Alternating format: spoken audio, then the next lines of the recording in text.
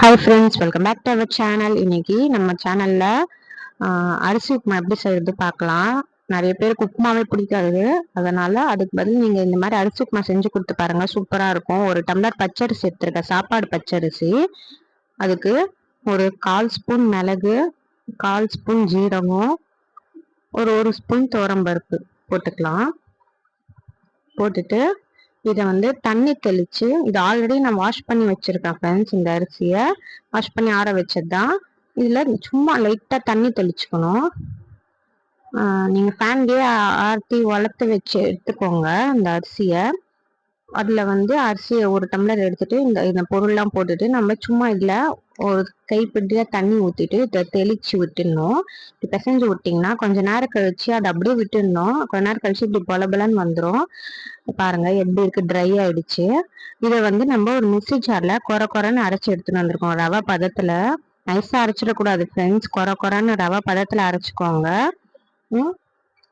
இந்த மாதிரி அரைச்சிக்கோங்க. ஏன்னா இது வந்து சாப்பாடும் இல்லாம ரவையும் இல்லாம ஒரு மாதிரி இந்த பதத்துக்கு வரணும் ஃப்ரெண்ட்ஸ். நோய் உப்புமா செய்யும்ல அந்த பதத்துக்கு வரணும். இப்போ ஒரு பாத்திரத்துல கடாய் வச்சு, கேஸ்ல கடாய் வச்சுட்டு நம்ம எண்ணெய் ஊத்திக்கலாம். காஞ்சதும் நம்ம வந்து தாளிப்புக்கு வந்து இதுக்கு வந்து கொஞ்சம் எண்ணெய் அதிகமா விட்டாதான் நல்லா இருக்கும் ஃப்ரெண்ட்ஸ். இது வந்து தாளிப்புக்கு உளுத்தம்பருப்பு, கடலைப்பருப்பு போட்டுக்கோங்க. இது ரெண்டு கொஞ்சம் இதுவானதும் கடுகு போட்டுக்கலாம். இதுல வந்து தாளிப்பு கூட நீங்க அதிகமா போட்டாதான் டேஸ்ட் இருக்கும். ஏன்னா இதுல நம்ம வந்து வெங்காயம் எதுவுமே போட போறது இல்ல. பச்சை மிளகாய் போட்டுக்கலாம். இதுக்கு வந்து ஒரு பிடி தேங்காய் மட்டும் நீங்க துருவி வச்சுக்கோங்க. அது போடுறதுக்கு ஒரு சின்ன நம்ம கைப்பிடி அளவு துருவின தேங்காய் இருந்தா போதும். நான் எடுத்த டம்ளர் சைஸ் அளவுக்கு அரிசிக்கு. இப்ப பச்சை மிளகாய் போட்ட உடனே கருவேப்பிலை போட்டுட்டு பெருங்காயம் நிறைய போடணும் ஃப்ரெண்ட்ஸ். இதுக்கு அதான் வாசனை கொடுக்கும் நம்மளுக்கு. போட்டுட்டு உங்ககிட்ட கட்டி பெருங்காயம் இருந்தா கட்டி பெருங்காயம் தாளிக்கும் போது போட்டுக்கோங்க. இப்ப 3 டம்ளர் தண்ணி ஊத்திக்கிறேன். நம்ம 1 டம்ளர் அரிசி எடுத்திருக்கோம், அதுக்கு 3 டம்ளர் தண்ணி ஊத்திக்கிறேன். இப்ப இந்த தண்ணி வந்து நல்லா கொதி வரணும் ஃப்ரெண்ட்ஸ். கொதி வந்ததுக்கு அப்புறம் தான் நம்ம வந்து துருவி வச்சிருக்க தேங்காவை போடணும்.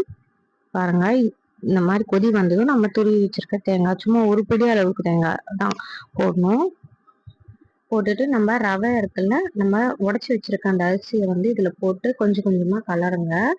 கட்டிப்படாம கலந்துக்கோங்க, இல்லைன்னா கட்டிடும். இப்ப பாருங்க, இப்படியே கை வச்சு கலந்துட்டே இருங்க. இப்படி கலந்துட்டே இருந்தீங்கன்னா இறுக்கிடும் ஃப்ரெண்ட்ஸ். கொஞ்ச நேரம் கழிச்சு நீங்க இப்படியே கூட சின்னதுலயே வச்சீங்கன்னா கூட வெந்துடும். நான் வந்து இன்னைக்கு வந்து வேற மாதிரி செய்ய போறேன். இதை வந்து அப்படியே குக்கருக்கு டிரான்ஸ்ஃபர் பண்ணி நம்ம விசில் விட்டு எடுத்தோம்னா அது இன்னும் நல்லா டேஸ்டா இருக்கும். போல ஆயிடும், வெந்துடும். அரிசி உப்புமாவும் உங்களுக்கு நல்லா உதிரியா வரும் ஆறுனதுக்கு அப்புறம். இது மாதிரி ஒரு வாட்டி ட்ரை பண்ணி பாருங்க, கண்டிப்பா உங்க எல்லாருக்குமே பிடிக்கும், டேஸ்டும் பிடிக்கும். நீங்க இப்ப உப்புமா சாப்பிட மாட்டுறாங்க, சேமியா உப்புமா, ரவை உப்புமா நைட் டைம்லன்னா இந்த மாதிரி செஞ்சு கொடுத்தீங்கன்னா உங்களுக்கு சூப்பராக. இதுக்கு சைட் டிஷ் வந்து வேர்க்கடலை சட்னி நல்லா இருக்கும் ஃப்ரெண்ட்ஸ். நான் இன்னைக்கு சாப்பாடுக்கு தக்காளி தொக்கு செஞ்சேன், அதை வச்சே சாப்பிட்டுட்டோம். பட் இதுக்கு வந்து வேர்க்கடலை சட்னி நல்லா இருக்கும். தேங்காய் தொகையல் மாதிரி செஞ்சா நல்லா இருக்கும். இல்ல வெறுமாவே நீங்க ஊறுகாய் வச்சு சாப்பிட்டா கூட நல்லா இருக்கும் ஃப்ரெண்ட்ஸ். ட்ரை பண்ணி பாருங்க. இப்ப பாருங்க, நல்லா இறுகிடுச்சு, கொஞ்சம் கொஞ்சமா இறுகிட்டே வருது. இந்த ஸ்டேஜ்ல வந்து நம்ம பச்சை மிளகாய் வந்து நான் கீரி போடல. இங்க பாருங்க, அப்படியே தான் போட்டிருக்கேன்.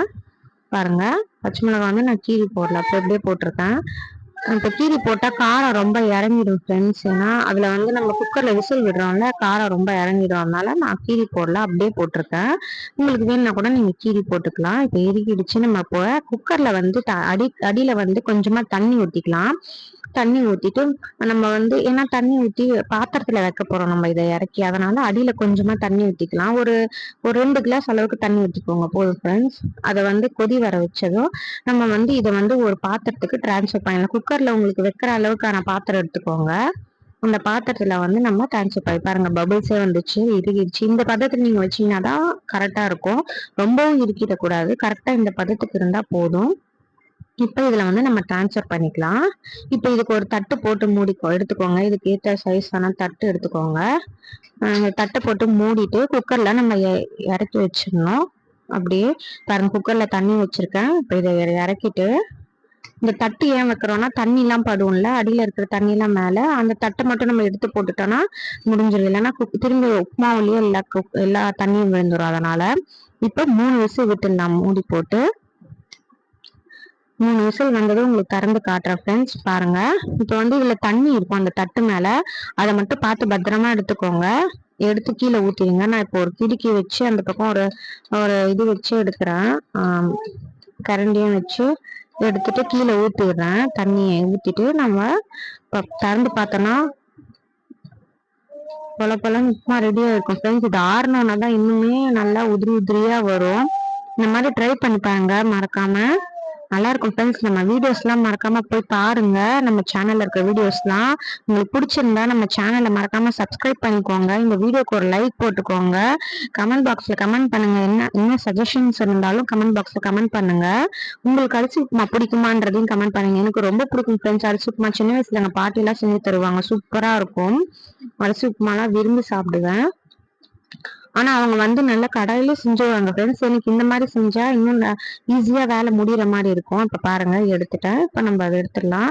இந்த மாதிரி பண்ணீங்கன்னா நீங்க அடியிலேயே சூடாவும் இருக்கும். நீங்க தண்ணி அடியில குக்கர்லயும் சூடா இருக்கிறதால நீங்க கொஞ்ச நேரம் வச்சு கூட சாப்பிடலாம். அதை பாருங்க. இப்ப பாருங்க சூப்பரா வந்துடுச்சு. அரிசியும் நம்மளுக்கு வெந்த மாதிரி ஆயிடுச்சு. இதுவும் நம்மளுக்கு உதிரி உதிரியா வந்துச்சு அரிசி உப்புமா. இப்போ சர்வ் பண்ணிடலாம். அவ்வளோதான் ஃப்ரெண்ட்ஸ். நம்ம வீட்டில் இன்னைக்கு தக்காளி தொக்கு இருந்தது, சாப்பாடுக்கு செஞ்சிருந்தேன். அதுக்கு இது சைட் டிஷ்ஷா வச்சு சாப்பிட்டுட்டோம். இதுக்கு நீங்க காம்பினேஷனா தேங்காய் சட்னி, கெட்டி தேங்காய் சட்னி வச்சு சாப்பிட்டா நல்லா இருக்கும். கெட்டி வேர்க்கடலை சட்னியும் வச்சு சாப்பிட்டா நல்லா இருக்கும். இல்லை எதுவுமே இல்லைன்னா சக்கரை ஊறுகாய் வச்சு கூட சாப்பிடலாம். மறக்காம ட்ரை பண்ணி பாருங்க. நம்ம சேனலை சப்ஸ்கிரைப் பண்ணாம பார்த்துட்டு இருந்தீங்கன்னா ஃப்ரெண்ட்ஸ் சப்ஸ்கிரைப் பண்ணிக்கோங்க. இந்த வீடியோக்கு ஒரு லைக் போட்டுக்கோங்க. பாருங்க இப்ப சர்வ் பண்ணிடுறேன். இது ஆற பாத்தீங்களா பொல பொலன்னு தெரியுது. சூடா அரிசி உப்புமா ரெடி ஆயிடுச்சு. இந்த மாதிரி நீங்க ட்ரை பண்ணி பார்த்துட்டு எப்படி வந்துச்சுன்னு கமெண்ட் பாக்ஸ்ல கமெண்ட் பண்ணுங்க. Bye friends. இந்த வீடியோ உங்களுக்கு யூஸ்ஃபுல்லா இருக்கும்னு நம்புறேன். வேற ஒரு வீடியோல பார்க்கலாம். Bye friends.